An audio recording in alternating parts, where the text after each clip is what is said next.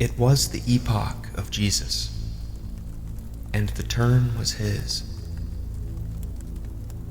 He was the soul of Moses, and Moses was the soul of him.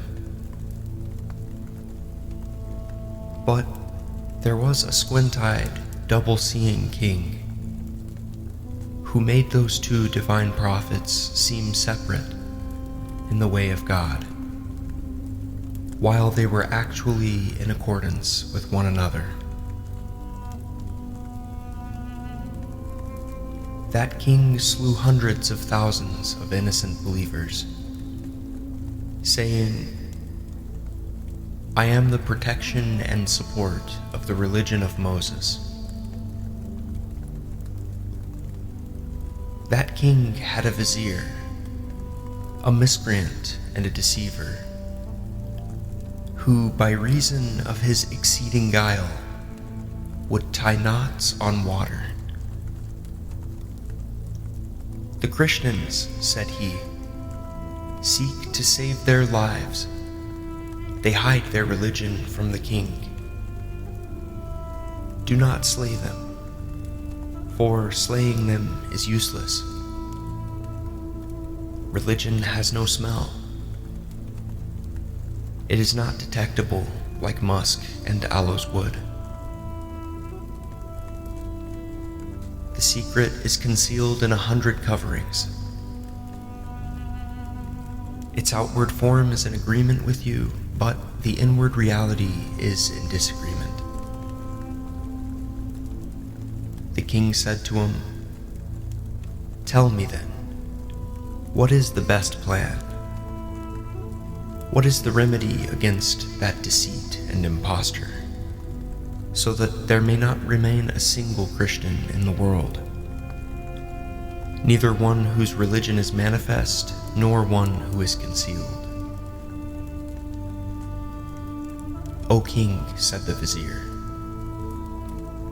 "cut off my ears and hands. Rip my nose and lips by bitter, cruel decree. Then bring me under the gallows, that an intercessor may plead for me. Do this deed in the place for public proclamation on a highway where roads run in 4 directions. Then banish me from your presence to a distant land, that I may cast mischief and confusion among them. Then I will lie to them, saying, I am secretly a Christian. O God, who knows all things hidden, you know me." The king was informed of my Christian faith and from bigotry sought to take my life. I wished to hide my religion from the king and profess his religion, but the king got a scent of my inmost beliefs, and my words were distrusted when I stood before the king. He said, "Your words are like a needle in bread. There is a window between my heart and yours, and through that window I have seen your real state. I see your state and will not trust what you say. Had not the Spirit of Jesus been my aid, he would, in Jewish fashion, have torn me to pieces. For Jesus' sake, I would give up my life and sacrifice my head, and lay on myself myriads of obligations to him. I do not begrudgingly offer my life to Jesus, but I am fully versed in the knowledge of his religion. Grief was coming over me, and it seemed to me a pity that the holy religion should perish among those who are ignorant of it. Thanks be to God and to Jesus that I have become a guide to the true faith. I have escaped from Jews and Judaism so entirely that I have bound my waist with a Christian girdle. The present epoch is the epoch of Jesus. O men, hearken with your souls unto the mysteries of his religion. And so the king did to him that deed of mutilation which he had proposed. The people remained in amazement at that hidden and mysterious plot. The king drove the vizier away to the Christians as planned. After that, the vizier began to evangelize as planned.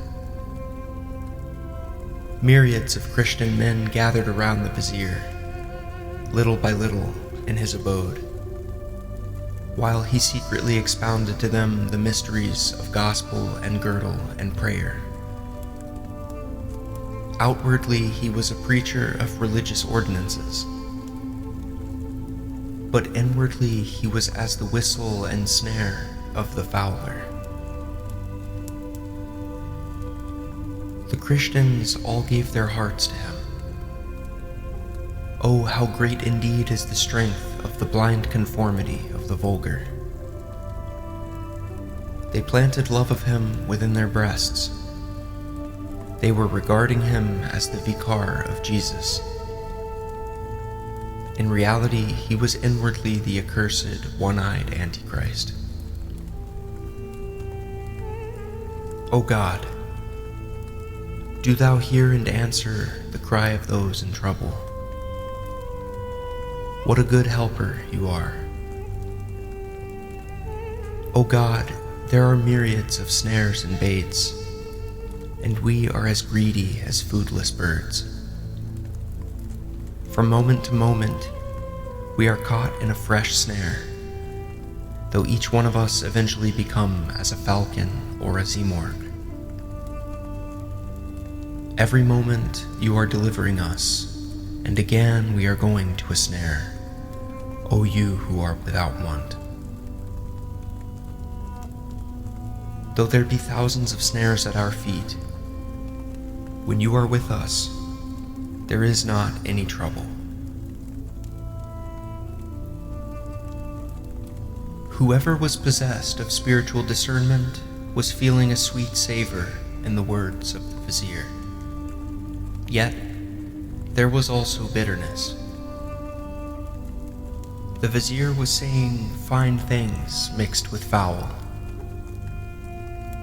He had poured some poison into the sugared julep. The outward sense of it was saying, be diligent in the way. But in effect, it was saying to the soul, be slack. As for those Christians who were not wary and possessed of spiritual discernment, the words of the vizier were as a collar on his neck. During 6 years, in separation from the king, the vizier became a refuge for the followers of Jesus.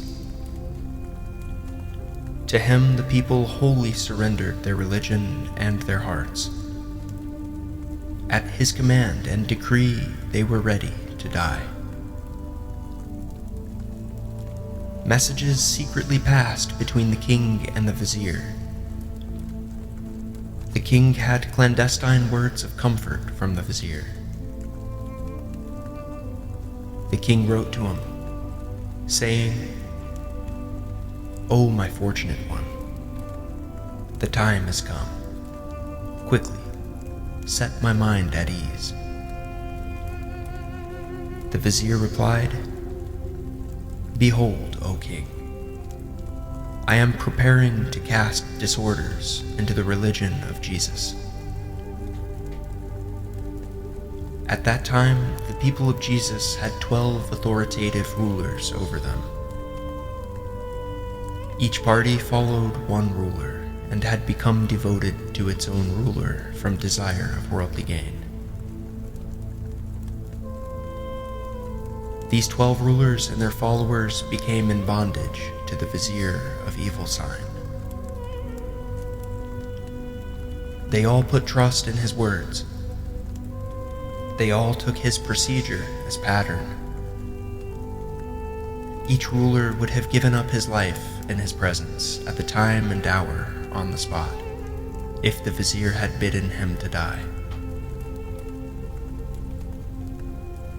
The Vizier prepared a scroll addressed to each one of the rulers, the written form of each scroll being of a different tenor. The ordinances of each scroll were of a diverse kind, this ordinance contradicting that ordinance from the end to the beginning. In one of them, he made the path of asceticism and hunger to be the basis of repentance and the condition necessary for conversion. In another scroll, he said, "Asceticism profits nothing. In this way, there is no means of deliverance but in generosity." And in yet another, he said, "Your hunger and generosity imply association on your part of other objects with him who is the object of your worship. Aside from trusting in the will of God and complete resignation in sorrow and joy, all else is deceit and a snare." While in yet another he said, "It is incumbent on you to serve God. Otherwise, the thought of putting trust in him is a cause of suspicion." And in yet another he said, "There are divine commands and prohibitions, but they are not meant for us to actually practice them. They are only intended to show our weakness and inability to fulfill them, so that we may behold our weaknesses therein, and at that time recognize the power of him." And in yet another he said, "Do not regard your weakness. That weakness is an act of ingratitude. Beware. Regard your power. For this power is from him. Know that your power is the gift of him, who is the absolute God." And in yet another he said, "Leave both these qualities behind. Whatsoever is contained in sight, regard it as other than God. Regard it as an idol." And in yet another scroll he said, "Do not put out this candle of sight, for this sight is as a candle lighting the way to interior concentration. When you relinquish sight and fantasy too soon, you will have put out the candle of union at midnight." And in yet another he said, "Put it out, have no fear, that you may see myriads of sights in exchange. For by putting it out, the candle of the Spirit is increased. By your self-denial, your beloved becomes your lover. If anyone abandons the world by his own act of renunciation, the world comes to him with homage more and more." And in yet another scroll he said, "That which God has given you, he made sweet to you at the time of bringing it into existence. He made it easy for you, and do take it gladly. Do not throw yourself into anguish." And in yet another he said, "Let go of all that belongs to the self, for it is wrong and bad to comply with your nature." Many different roads have become easy to follow. Everyone's religion has become to him as dear as life. If God's making religion easy were the right road, every Jewish and Zoroastrian person would have knowledge of him.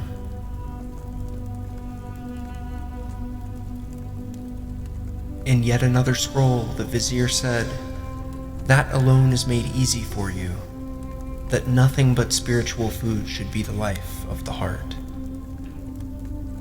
And in yet another he said, "Seek a living sheikh to guide you. You will not find foresight as to the end of existence among the qualities derived from ancestors. In yet another he said, You are the master, because you know the master. Be a man, and be not subject to men. Go, choose your own way, and be not one whose head is bewildered in search of a guide. And in yet another he said, All this multiplicity is in fact one. Whoever sees two is a squint-eyed mannequin. In yet another he said, How should 100 be one? He who thinks this is surely mad. The doctrines, every one, are contrary to each other. How should they be one? Are poison and sugar one? Until you pass beyond the difference of poison and sugar, how will you catch a scent from the garden of unity? 12 scrolls of this style and fashion were drawn up in writing by that enemy to the religion of Jesus. In truth, he had no perception of the unicolority of Jesus, nor did he have a disposition imbued with the tincture of the dying vat of Jesus. From that pure vat of Jesus, a garment of 100 colors would become as simple and one-colored as the wind. As time passed, the Vizier formed in his mind another plan. He abandoned preaching and sat alone in seclusion.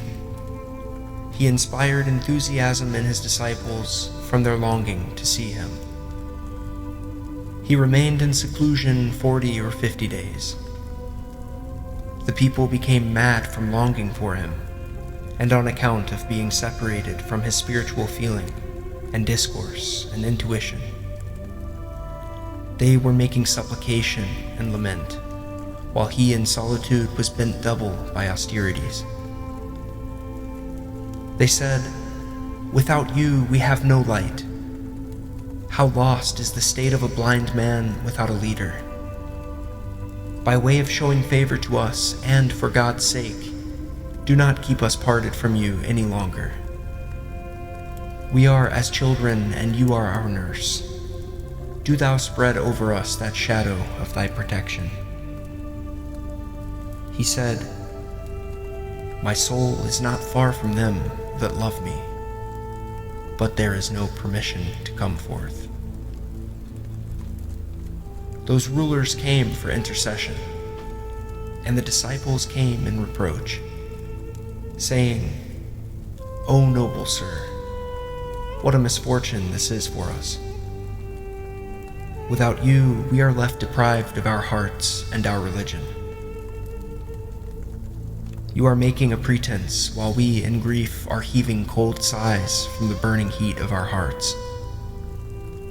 We have become accustomed to your sweet discourse. We have drunk of the milk of your wisdom. The Vizier cried out from within, O disciples, be this made known to you from me, that Jesus himself has given me a message, saying, Be separated from all friends and kinsfolk. Set thy face to the wall, sit alone, and choose to be secluded even from your own existence. After this, there is no permission for me to speak. After this, I have nothing to do with talk. Farewell, friends. I am dead. I have carried my belongings up to the fourth heaven, in order that beneath the fiery sphere I may not burn like firewood in woe and perdition, but henceforth I may sit beside Jesus at the top of the fourth heaven. Then the Vizier summoned those rulers one by one, and he conversed with each one of them alone. To each one of the rulers he said, In the religion of Jesus, you are the vicar of God and my Khalifa, my vice-regent. And those other rulers are to be your followers.